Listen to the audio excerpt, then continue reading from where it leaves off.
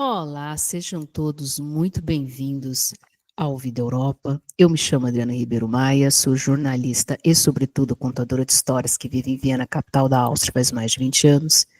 E nesse vídeo de agora, nós vamos conversar sobre a, vamos dizer assim, reorganização do Exército a nível União Europeia, depois dos últimos acontecimentos, né?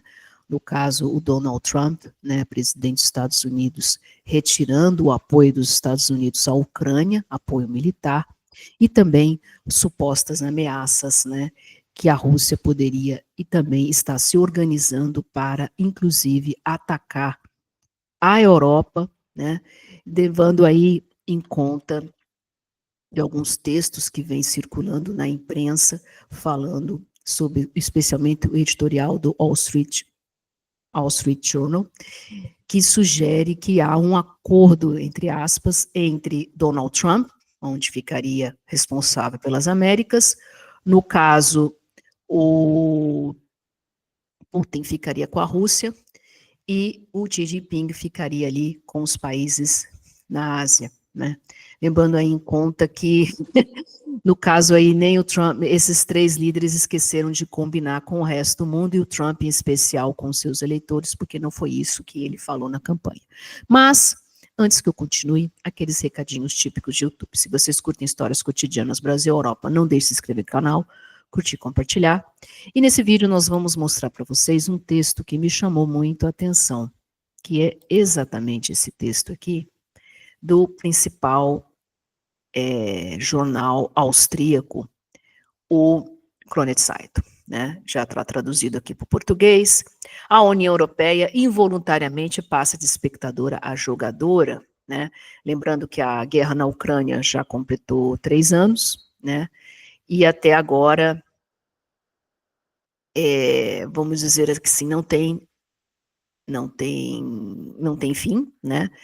O suposto acordo de paz que o Donald Trump apresentou, deixa eu só fazer aqui uma coisa, o suposto acordo de paz que o Donald Trump apresentou foi justamente um acordo em cima dos minerais raros que se encontram na Ucrânia, mas, ao mesmo tempo, ele não colocou nenhuma garantia de segurança para a Ucrânia. Em outras palavras, ele retira o exército, o apoio, né, do exército dos Estados Unidos aí, e aí os ucranianos viram uma espécie de bandeja, né, para fazer aquilo que o Putin sempre quis, tirar o Zelensky, né, aqui na foto vocês estão vendo, o Zelensky, que é o presidente da Ucrânia, e colocar um presidente pró-russo e fazer da Ucrânia o que o Putin faz com a Bielorrússia, né, com o ditador Alexandre Lukashenko, que está quase 30 anos aí no poder, e quem sabe aí se rearmar e reconquistar, na visão torta de Putin, né,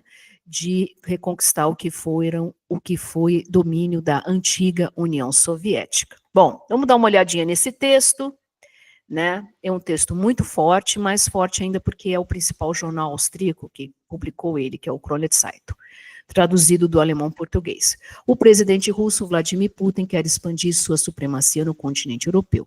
Ele não está preocupado apenas com a Ucrânia. Esse é apenas o começo. Uma indicação clara disso. Rússia quer continuar a construir massivamente suas forças armadas, produzir armas e recrutar 10 mil soldados adicionais por mês. Países do leste europeu, como Polônia, bem como escandinavos e bálticos, compartilham uma fronteira com a Rússia e há muito reconhecem isso e estão se armando. A Rússia quer os Estados Unidos fora da Europa.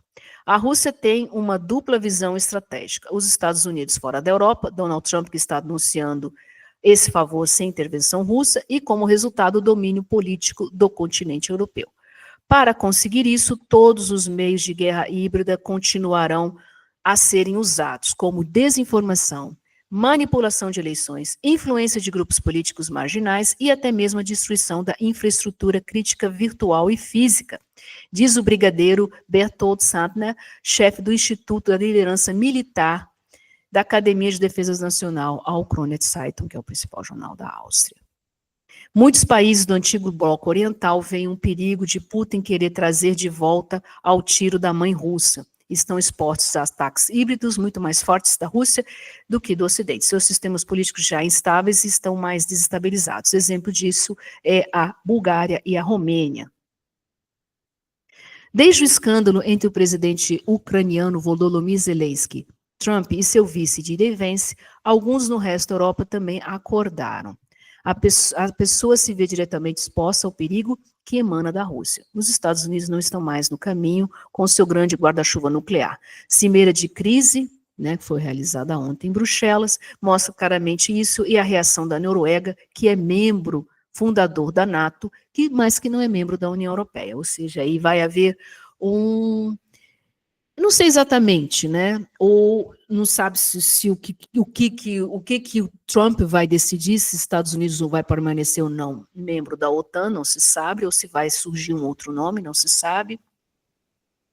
O país aumentou seu apoio financeiro à Ucrânia para 7,2 bilhões de euros este ano. Até agora, uma ajuda de quase 3 bilhões de euros estava planejada para 2025 ao país atacado pela Rússia. A Noruega faz fronteira com a Rússia, no extremo norte, ao longo de sua extensão de 198 quilômetros. O primeiro-ministro norueguês Jonas Gahr Støre disse: estamos na pior situação de segurança para a Noruega desde a Segunda Guerra Mundial. E Stoltenberg, ministro das Finanças norueguês e ex-secretário-geral da OTAN, escreve um artigo no Plataforma X. A Europa deve fazer mais. A Europa hesitou demasiado tempo. Os chefes de Estado e o governo europeus têm estado muitas vezes demasiado hesitantes nos últimos 3 anos, ficando para trás em relação ao desenvolvimento. Em vez de indignação e terror, constantemente um compromisso imediato com a entrega anteriormente recusada de foguetes alemães Taurus de longo alcance, por exemplo, tem sido um forte sinal.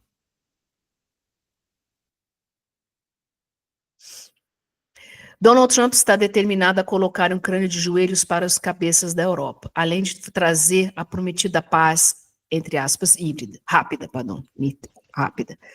O preço que a Ucrânia e a Europa têm a pagar com isso é irrelevante para ele. Putin vê a Europa como uma maneira de jogar e Trump deixa isso para ele sem pestanejar.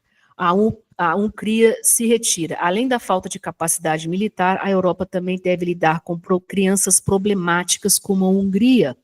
O primeiro-ministro Viktor Orbán não concordou em apoiar a Ucrânia à Cuba. Ele prefere manter bons contatos com o presidente russo e também um relacionamento amigável com Trump. Quer dizer, provavelmente, dependendo de como tudo isso continua, ele vai simplesmente, a Hungria vai ser retirada da União Europeia, dependendo dos acontecimentos. Bom, deixa eu parar aqui. Eu quis trazer esse texto porque eu achei... Vocês não reparem que eu cortei aqui o meu dedo. Fui fazer um negócio e acabei me cortando.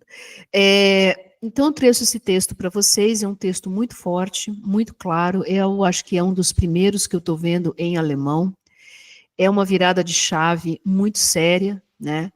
É um sinal de que a Europa efetivamente vai cuidar da sua segurança e daqui para frente o que virá. Para a gente concluir esse vídeo, para não se estender, os europeus já não consideram os Estados Unidos um parceiro, podem até, dependendo de como continua, virar a ser um inimigo, né, o que é uma coisa surpreendente. Consequências para os Estados Unidos, especialmente para a economia, né, porque a economia não é feita somente em números, ela é feita de relações comerciais, ela é feita de acordos e é feita de tratados. E isso pode afetar bastante em algum tempo, tá?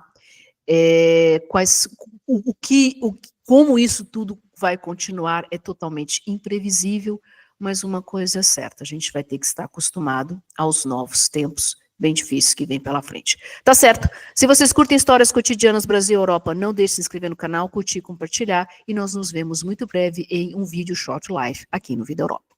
Fui!